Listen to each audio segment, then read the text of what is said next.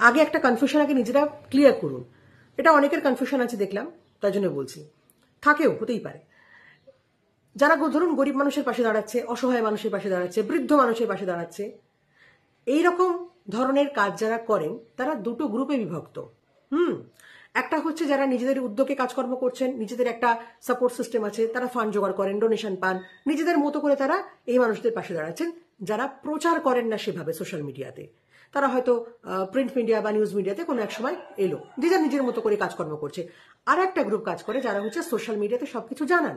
কেন করেন না, আমি যাচ্ছি, একা একটা মানুষের পক্ষে কতটা করা সম্ভব, সেক্ষেত্রে আপনারা যদি কিছু চান তো দিতে পারেন। তো সেটা দেখা দেখি প্রচুর সহৃদয় মানুষ, তারা হয়তো ফোন পে জিপে কিছু একটা করলো, তাকে সাহায্য করলো, এরকমও রয়েছে। তোর মা লক্ষ্মী আর কুবেরকে ফেবিকুইক দিয়ে চিপে রাখেনি যে তার কোনো টাকার অভাব হবে না। হ্যাঁ, সুতরাং একা মানুষ কতটা পারবে, সেই জন্যই তারা দেখায়। এই দুটোই কিন্তু কোনো খারাপ বিষয় নয়। একটা মানুষের তো লিমিটেশন থাকবে, কিছু প্রতিবন্ধকতা থাকবে। একটা মানুষের পক্ষে সবাইকে তো হেল্প করা সম্ভব না, সেক্ষেত্রে সে দেখাচ্ছে যে টাকাটা উঠছে সেখান থেকে কিছু ডোনেট করছে, এইভাবে সে রোল করাচ্ছে, এটা হতেই পারে। আমি তাদের কথা বলছি না যারা একটা মূল্য দিয়ে 100টা পোস্ট করে যে আমি আজকে মূল্য দিলাম। সেই লোকটার হয়তো খেয়ে দিয়ে সব হয়েও গেছে, হ্যাঁ, কিন্তু লোকটা সেই চেতনায় রয়েছে যে একটা মূল্য সে পেয়েছিল কবে কার থেকে।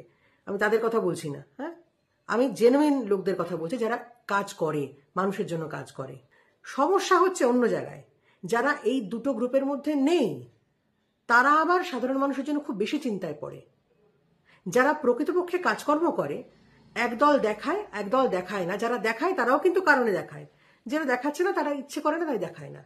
কিন্তু মাঝে একটা ঝুলন্ত গ্রুপ থাকে যাদের সবাইতেই সমস্যা হয়। যখন ওই অসহায় মানুষদের দেখে তখন বলে কেন কাজ করে খায় না।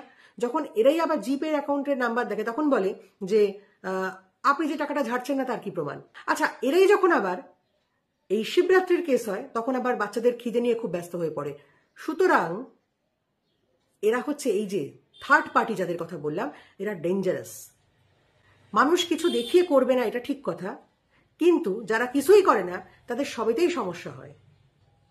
একদল আছে কমপ্লিটলি কিচ্ছু করে না, তাদের সমস্ত কিছুতে সমস্যা। কেউ কিছু করলে সমস্যা, কেউ কিছু বললে সমস্যা, সবাইতেই সমস্যা।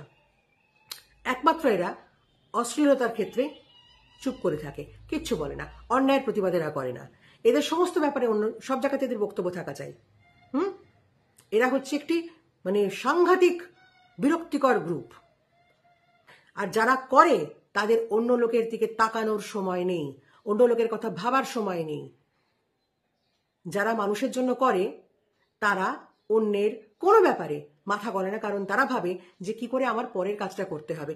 শুধু এটা কেন, যে কোনো কাজের ক্ষেত্রেই যারা নিজেদেরকে নিয়ে ব্যস্ত থাকবে, নিজেদের কাজ নিয়ে ব্যস্ত থাকবে, তারা মানুষের পেছনে লাগে না। এটা আগে ভালো করে বুঝে নিন, বুঝতে পেরেছেন? একদল থাকে যারা সারাক্ষণ লোকের পেছনে লেগে বেড়ায়, এরা হচ্ছে তাই। শিবরাত্রিতে দুধ ঝালার ক্ষেত্রেও এদেরই লাফালাফি বেশি থাকে। ভালো থাকুন।